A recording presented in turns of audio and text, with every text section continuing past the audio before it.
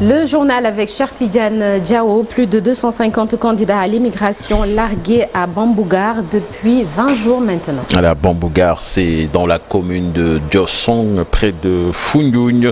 Les capitaines des pirogues ont tout bonnement disparu dans la nature, selon Dakaractu, composé d'hommes, de femmes et d'adolescents. Ils sont restés donc près de 20 jours, subvenant difficilement à leurs besoins. Certains d'entre eux sont de Sokone, Karang, Tamba, Toubacouta plutôt, Differmbourg.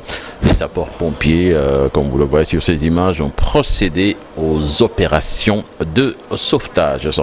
Et toujours dans l'actualité, une journée sans presse annoncée pour ce mardi.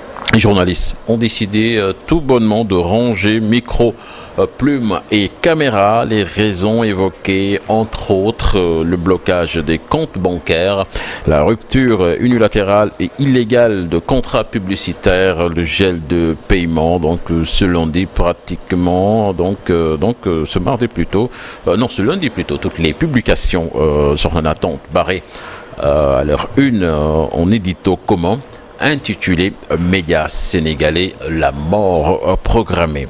Et puis retenez que le pool d'avocats du Premier ministre Ousmane Sonko va déposer une plainte ce lundi au parquet de Dakar contre Madiambal Diagne pour diverses infractions. Le patron du groupe Avenir Communication soutient donc que ce sera plainte contre plainte.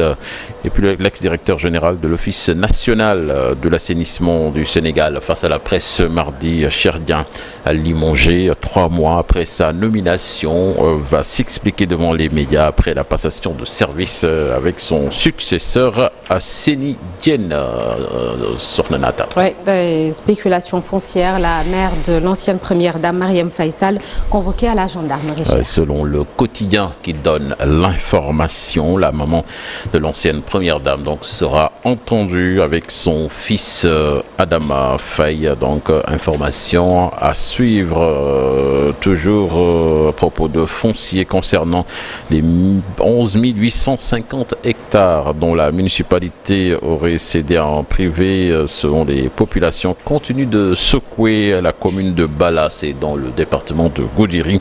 Elles ont fait face à la presse pour dénoncer le mutisme des autorités.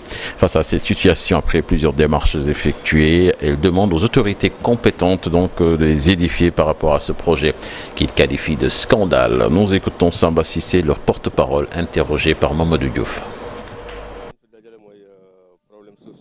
Nous tenons ce point de presse pour parler à nouveau du problème foncier qui secoue notre commune depuis des mois maintenant.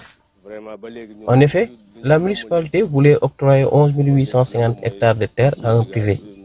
Mais nous, population de Bala et environ, ne sommes pas d'accord avec cette affectation, que nous considérons de scandale. Nous avons rencontré le préfet, mais il nous a fait savoir qu'il n'a reçu aucun document concernant ces 11 850 hectares. Nous sommes plongés dans une incertitude totale, car à ce jour, nous n'avons plus d'informations concernant ce projet. Ce que nous demandons, c'est d'être rassurés par rapport à l'arrêt de ce processus d'octroiement de ces terres. Nous voulons vraiment être notifiés de l'annulation de ce projet.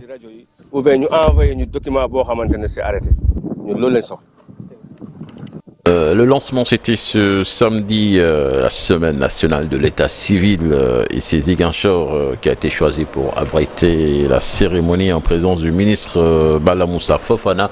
Occasion donc pour nous de faire le point sur la modernisation de l'état civil au Sénégal. Selon l'agence dédiée à cette œuvre, ce sont 20 millions d'actes d'état civil qui ont été numérisés depuis le début du processus et 240 centres interconnectés au réseau intranet gouvernemental répartis dans les 14 régions du pays. Le prochain chantier de l'agenda national de l'état civil est la mise en place des plateformes d'usagers pour permettre à chaque Sénégalais d'avoir son acte sans se déplacer à partir de son téléphone. Les détails avec Lamine Ba et Lamine Mandian. La transition vers le numérique de l'enregistrement à l'état civil s'effectue en douce mais avec de grands progrès. À ce stade du processus de glissement, ce sont 20 millions d'actes d'état civil qui ont été numérisés et des infrastructures d'interconnexion érigées dans tout le pays. À partir de la cartographie réalisée, nous avons envoyé des équipes dans tout le pays. Aujourd'hui, nous avons numérisé 20 millions d'actes d'état civil des Sénégalais, y compris aussi les actes d'état civil des Sénégalais de l'extérieur. Et nous avons interconnecté plus de 300 centres. Et pour l'application de gestion, nous avons déployé dans 240 centres au Sénégal, dans les 14 régions. Aujourd'hui, si vous allez dans ces centres-là, ils ont des ordinateurs de dernière génération interconnectés à l'intranet gouvernemental qui permettent d'échanger aujourd'hui un officier pour intéresser un acte qui date des années passées, pour avoir, à partir de l'indexation, l'acte d'état civil et élaborer l'acte et délivrer l'acte dans toute sécurité. Dans le grand chantier de l'enregistrement universel à l'état civil, le prochain défi est de faire en sorte que chaque Sénégalais puisse disposer de sa pièce d'état civil à partir de son téléphone sans se déplacer. La mise en service prochaine de la plateforme des usagers s'inscrit dans cette vision, explique le directeur général de l'Agence nationale de l'état civil. Qui va permettre à chaque Sénégalais d'avoir son acte sans se déplacer, même à partir de son téléphone. Donc c'est par phase.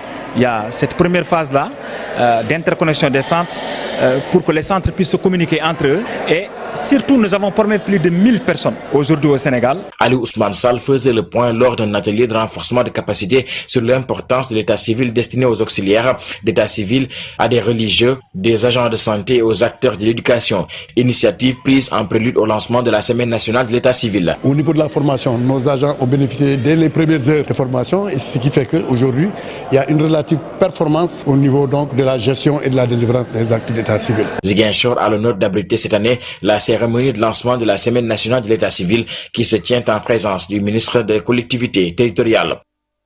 Dite du ministre de la Jeunesse, des Sports et de la Culture, Mme Khadija Ndiaye, se dit déçue après avoir constaté que sur les rapports reçus dans son département, le taux d'exécution des chantiers en cours atteint 80%, alors qu'en réalité, sur place, l'état d'exécution des travaux n'atteint même pas 20%. Les chantiers qui ont pour nom stade régional, Maison de la Jeunesse et de la Citoyenneté, entre autres, le centre également culturel régional de Sédio. Je vous propose de l'écouter, des propos recueillis par Bakary Conté et Khalid Diamé. Parmi ces objectifs, c'était d'abord de venir voir parmi les dossiers que nous avons hérités au niveau de notre département et qui concernent plusieurs chantiers entamés depuis belle lurette, depuis 2016 pour les uns, depuis 2017 et 2018, voir déjà l'État faire la situation. Parce que jusque-là, on ne se basait que sur des rapports. Et les visites effectuées au niveau de ces lieux, si je démarre par le secteur sport, révèlent une situation très grave. Une situation très grave en ce sens qu'il y a eu des budgets qui ont été alloués. Je parle précisément pour le stade régional de Kédougou et pour le stade régional aussi de Sédhiou. Des budgets ont été alloués pour réhabiliter, pour construire ces infrastructures sportives-là. Et les travaux ont démarré depuis 2017 pour la plupart. Et avec des taux d'exécution financière de pratiquement 80%. Mais arrivé sur les lieux, nous avons pu constater que les taux d'exécution physique n'atteignaient même pas 20%. Et cela est d'autant plus malheureux et très triste. Parce que c'est des ressources publiques, c'est l'argent du contribuable sénégalais qui a été orienté pour la satisfaction de l'intérêt général. Pour le sport, comment mettre sur pied un plan d'urgence pour le stade régional de Kédougou et pour le stade régional aussi de Sédhiou, afin de pouvoir doter à la jeunesse sportive de ces deux régions-là d'une infrastructure sportive au moins adéquate, leur permettant quand même de développer leur talent. Aujourd'hui même, je viens d'apprendre que le centre culturel régional de Sédhiou devait faire l'objet de réhabilitation depuis 2020 ou 2021 et que des crédits budgétaires ont été inscrits en ce sens-là. Et pourtant, c'est un centre que j'ai trouvé en état de délabrement. À la Sornanata, donc c'était là l'essentiel de l'actualité nationale de ce matin. Et on te retrouve tout à l'heure pour la deuxième tasse actu de la journée. Cheikh Tidiane, et ce sera en Wolof sous forme de brève à suivre toujours dans la première partie. Un jour au Sénégal, un jour dans le monde et focus ce matin sur la date du 12 août 2013 avec la création de l'ANAMA, l'Agence nationale d'appui aux marchands ambulants, une structure qui a finalement été dissoute. Était-ce la bonne formule pour soutenir les ambulants et résorber le taux de chômage en même temps? Les réponses tout à l'heure. Et vous le savez, nous sommes à 11 petits jours du Grand Magal de Touba. Alors, de quoi est-il le nom? Ce matin, la localité à découvrir se trouve dans la cité religieuse. Nous serons avec Yaïkou Mandiaye. La revue de presse, c'est l'affaire de Cheikh Diop et on verra quel temps il fera au cours de la journée avec la météo. Tout de suite, l'actualité internationale.